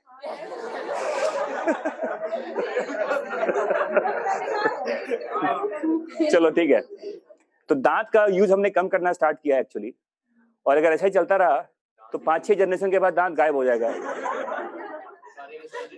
हाँ, वैसे तो अभी तो लास्ट मोलर ही वेस्टिजियल है आपका, केनाइन ऑलमोस्ट वेस्टिजियल हो चुका है, केनाइन ऑलमोस्ट वेस्टिजियल है, क्योंकि केनाइन आप अच्छी बताए, केनाइन वेस्टिजियल है आपका, क्योंकि आप कार्निवोरस तो है नहीं, ऐसे खा रहे हैं कच्चा मांस। केनाइन कहाँ मिलता था? कार्निवोरा में होता है, जो फ्लेश को टीयर करते हैं। वी डोंट टीयर द, नहीं हम ऐसे ही खाएंगे, ऐसे करके खाएंगे, और आप पका के खाते हैं, कच्चा तो नहीं खाते ना। तो केनाइन अगर नहीं भी होगा तो इससे कोई नुकसान नहीं है हमारा। हाँ, थोड़ा अजीब लगेगा, थोड़ा गड्ढा नजर आएगा बीच में, तो केनाइन का भी ज्यादा यूज आपके बॉडी में नहीं है। चलिए, तो गैम्फोसिस अगर नहीं होगा तो बस पता चला कुछ खाते का 2-4 दांत हाथ में आ गया। तो आपका अटैचमेंट काफी स्ट्रांग होना चाहिए, and that attachment is called gomphosis कहते हैं इसको। समझ में आ गया? कौन सा? तभी तो फ्रॉग में दांत आता रहता है। फ्रॉग का दांत सुपरफिशियल होता है, टूटता है, और वो दांत किस लिए होता है वहां पर? ताकि मुंह में आगे जो बाहर ना चला जाए। केवल मैमल ही एक ऐसा जानवर है जो अपने दांत को मेस्टिकेट करने के लिए यूज करता है। बाकी सारे एनिमल जहां दांत है वो केवल उसको रोक के रखते हैं, फूड को दबा लिया, फिर मुंह खुलेगा, फिर बाहर भाग जाएगा वो। तो प्रे बाहर ना निकल जाए, केवल उसको बचाने के लिए वो दांत यूज करते हैं। They don't use their teeth for mastication. ये केवल काम कहां है बताओ? मैमल्स में होता है। समझ में आ गया? हाँ, तो लिख लो, गैम्फोसिस समझ में आ गया ना? हाँ, फिर देखो डिस्टल एंड जो होता है, देखो टिबिया फिबुला जहां मिलते हैं, लिख लो अटैचमेंट ऑफ डिस्टल एंड सिंडेस्मोसिस में, अटैचमेंट ऑफ सिंडेस्मोसिस में लिखो attachment of distal end of tibia and fibula. Tibia and fibula जहां ये मिलते हैं, टिबिया फिबुला डिस्टल एंड पे, उसे कहते हैं क्या? सिंडेस्मोसिस। और वो भी एक तरह का फाइब्रस जॉइंट है। ऑल्दो आपके लिए ये दो नाम इंपॉर्टेंट नहीं है, आपके लेवल पे आपसे जो पूछा जाता है मेनली वो ये पूछते हैं, तो ये नाम जरूर याद रखिएगा। ये एनसीईआरटी में लिखा हुआ है सूचर के बारे में। समझ में आ गया? इसके बाद देखिए, एक है स्लाइटली मूवेबल और कार्टिलेजिनस जॉइंट कहते हैं। अब यहां देखिए, जैसे मैंने बताया था आपको कि ये आपका सेंट्रम है, मान लो ये सेंट्रम है ना, सेंट्रम वर्टिब्रल कॉलम में होता है सेंट्रम ना, वर्टिब्री में, और इसके बीच में क्या है? ये इंटरवर्टिब्रल डिस्क होता है ना ये, और ये एक तरह का कार्टिलेजिनस जॉइंट है। लिखा दो लिखा हुआ देखो। अच्छा बताओ, अगर सपोज करो अगर आपका ये जो जॉइंट यहाँ पर है ये फ्री मूवेबल होता, अगर बिल्कुल फ्री होता अगर, और आपको किसी भी जगह पर आपको रोकना है अपने आप को, हल्का सा बेंड करते पूरा ही गिर जाते हैं आप। तो we need flexibility with strength, flexibility with strength कहा जाता है। तो हमें एक फ्लेक्सिबिलिटी भी चाहिए और साथ में सपोर्ट भी चाहिए। तो स्लाइटली मूवेबल जॉइंट की जरूरत है, ये दो ही जगह मिलता है आपके बॉडी में। एक तो हो गया intervertebral disc between the vertebrae, and second मैं पहले बता चुका हूं pubic symphysis. Pubic symphysis pelvic girdle का जो पार्ट होता है, लिख लो। दो एग्जांपल हैं, देखो ये आपका वर्टिब्री है, ये वर्टिब्री है, बीच में क्या हो गया इंटरवर्टिब्रल डिस्क, ये स्लाइटली मूवेबल जॉइंट में आता है ना, लिख लो intervertebral disc in between two vertebrae.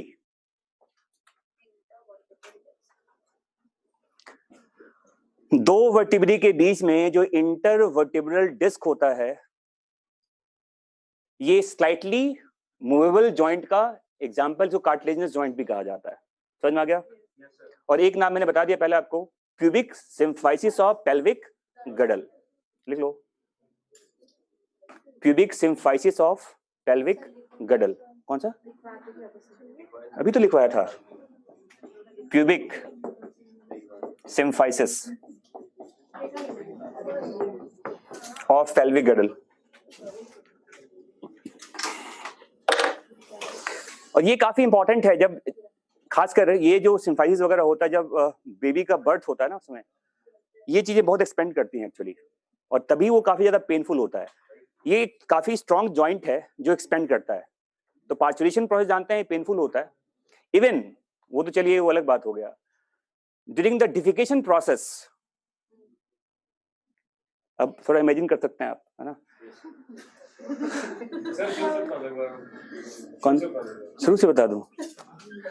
देखो, एक तो पार्चुरेशन के समय कहते हैं, जब फिटस बाहर आता है तो उस समय भी ये कार्टिलेज काफी ज्यादा रिलैक्स करता है, that allow foetus to come out. वो दर्द के साथ होता है, लिवर पेन जानते हैं आप, बहुत ज्यादा होता है ये। और दूसरा जो डिफिकेशन प्रोसेस होता है, फिकल मैटर जब रिलीज किया जाता है, उस समय भी whenever a person apply some extra pressure, तो उस समय भी ये कार्टिलेज थोड़ा क्या होता है बताओ, एक्सपेंड करता है। चलिए नो, डोंट ट्राई हियर। चलो यहाँ देखो, तो ये दो जॉइंट्स याद रखिएगा, intervertebral disc and pubic symphysis. अब किसकी बात करेंगे हम? हाँ, ये कई तरह के होते हैं। अब यहाँ देखो, तो ये लिख लिया सबने? चलिए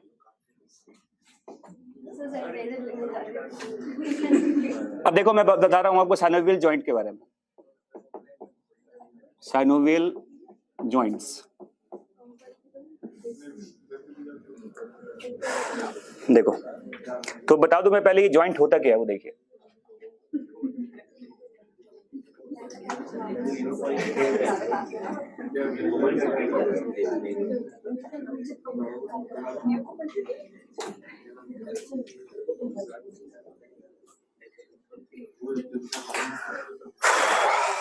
देखो,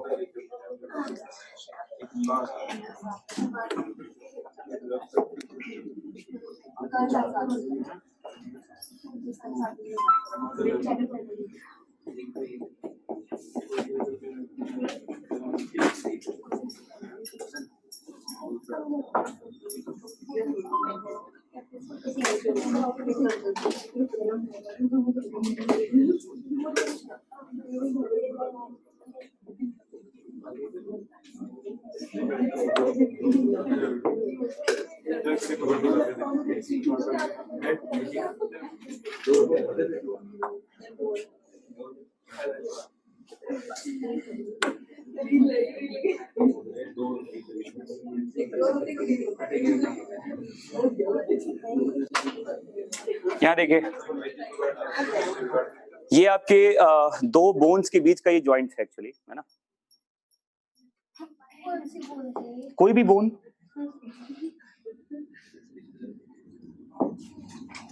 देखो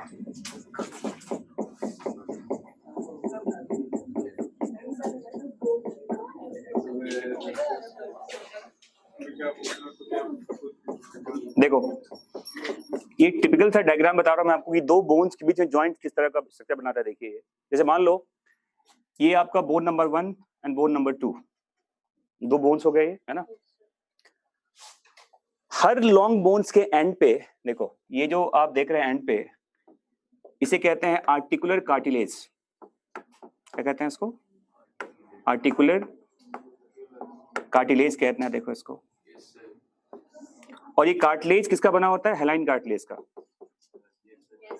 ये हेलाइन कार्टिलेज का बना होता है। समझ में आ गया? ये थोड़ा सा आपको कुशनिंग करता है, ये फ्रिक्शनलेस करता है मूवमेंट को। अदरवाइज आप तेज भाग रहे हैं और वो बिल्कुल हड्डी से हड्डी टकरा जाए और धुआं निकलना स्टार्ट हो जाए वहां से। तो आप भाग रहे हो, देखो आप ऐसे कर रहे हैं इसको, फिर भी वो आपको पता तो नहीं चल रहा ना।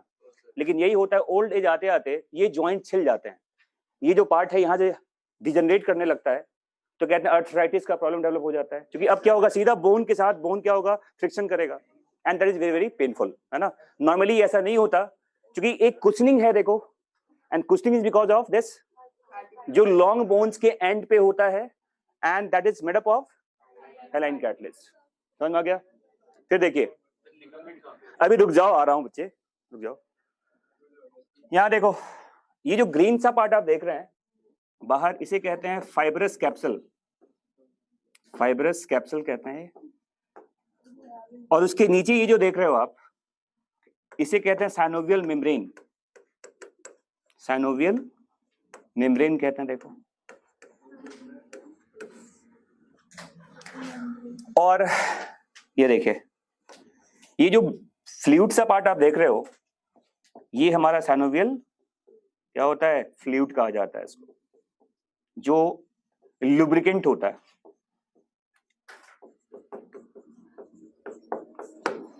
जैसे इंजन ऑयल वगैरह होता है ना, ऐसे ऐसे पिस्टन हो रहा है, ऐसे ऐसे होता है, इंजन ऑयल वहां यूज करते हैं, वैसे ही आपका भी यहाँ पे इंजन ऑयल लगा होता है।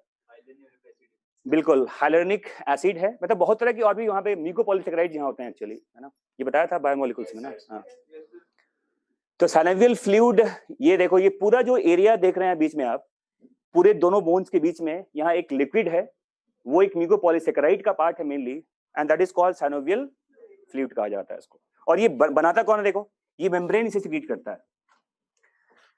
तो इसी मेम्ब्रेन का सिक्रीशन क्या है बताओ? साइनोवियल फ्लूइड होता है, ठीक है। And that act like as a lubricant between the two joints. तो देखो, अब आपका ये बोन है, ये बोन है, तो ऑब्वियस सी बात है, ये क्या है? लिगामेंट है। जो बोन को बोन से जुड़े वो क्या बताओ? लिगामेंट होता है ये, ठीक है। और आप जानते हैं, सपोज करो ये आपके एसएम है, स्केलेटल मसल, तो ये क्या हो गया? ये हो गया टेंडन।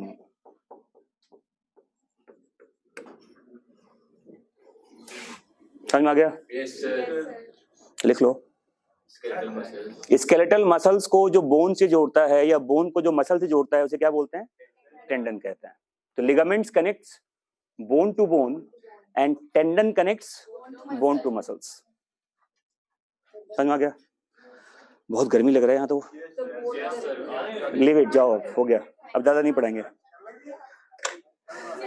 यार। ये ना, ये चलो कल पढ़ाएंगे अब, ठीक है। कल खत्म हो जाएगा चैप्टर ये आपका, और कल वो स्टार्ट कर देंगे आपका न्यूरल कंट्रोल कोऑर्डिनेशन, ठीक है। चलिए जाइए।